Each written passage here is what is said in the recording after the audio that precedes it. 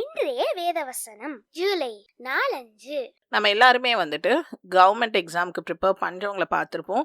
அப்படி இல்லைன்னா நீங்கள் கூட கவர்மெண்ட் எக்ஸாமுக்கு ப்ரிப்பேர் பண்ணுறவங்களா வந்து இருக்கலாம். அப்படி தான் ஒரு பையன் வந்து கவர்மெண்ட் எக்ஸாமுக்கு வந்து ப்ரிப்பேர் பண்ணிட்டு இருந்தான். ஸோ கவர்மெண்ட் எக்ஸாமுக்கு ப்ரிப்பேர் பண்ணுறது அப்படிங்கிறது லேசான காரியம் கிடையாது. ஸோ அந்த பையன் வந்துட்டு கவர்மெண்ட் எக்ஸாமுக்கு ப்ரிப்பேர் பண்ணி ஒரு கவர்மெண்ட் ஜாப் வாங்கணுன்றது அவனோட பெரிய ஆசை. அதுக்காக ஆண்டவரிடத்துல ஜெபித்து கொண்டே இருந்தான். அப்போ ஆண்டவர் வந்து அவனுக்கு ஒரு தெளிவை கொடுத்தாங்க. அவன் அதுக்காக படிக்க ஸ்டார்ட் பண்ணி அவன் படிக்கும் போது ஒரு டெஸ்ட் வந்து போட்டு பார்த்தான். டெஸ்ட் போடும்போது அவனுக்கு வந்து அதில் ஸ்கோர் வந்து ரொம்பவே வந்து கம்மியாக வந்துச்சு. அந்த வேளையில் அவனுக்கு ஆண்டவர் வந்து ஒரு வசனத்தை வந்து காண்பித்தாங்க.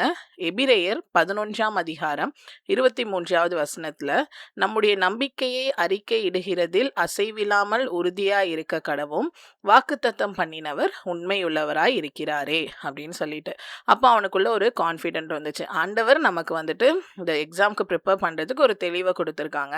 அப்போ ஆண்டவர் மேலே அவன் முழு நம்பிக்கையாக வச்சு வாக்குத்தத்தம் பண்ணின தேவன் வந்து உண்மையுள்ளவர், ஆண்டவர் வந்து கட்டாயம் செய்வாங்க அப்படின்னு சொல்லிட்டு அவன் வந்து நம்பிக்கையில் மறுபடியும் வந்து அதுக்காக படிக்க ஆரம்பித்தான். அதுக்கு நடுவில் வந்து நிறைய ஸ்ட்ரகிள்ஸ் அவன் ஃபேஸ் பண்ணான். அந்த ஸ்ட்ரகிள்ஸ்லேயும் அந்த சோதனையிலிருந்தும் ஆண்டவர் வந்து அவன் மனம் தளராதபடி அவனை பாதுகாத்து கொண்டே வந்தாங்க.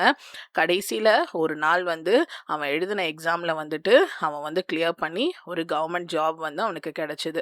ஸோ அவன் வந்து ஆண்டவர் வந்து வாக்குத்தத்தம் கொடுத்துருக்காங்க, வாக்குத்தத்தம் கொடுத்த தேவன் வந்து உண்மையுள்ளவர்னு நம்புறாரு. அது மட்டும் இல்லாமல் ஆண்டவர் மேலே முழுமையான நம்பிக்கையை வந்து வைத்தார்.